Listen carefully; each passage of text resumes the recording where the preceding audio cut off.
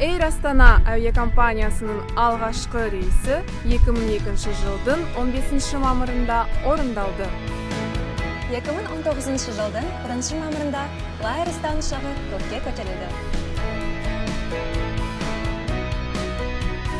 Екі компанияны бірде жоғары қауіпсіздік стандарттары мен жолаушыларымыз жоғары бағалаған сервисіміз байланыстырады. Біз Қазақстанды әлемге танытамыз. Байтақ еліміздің қалаларын байланыстырамыз.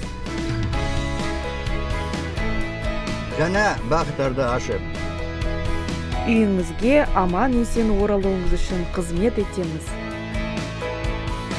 Air Astana отанымыздың қанаты.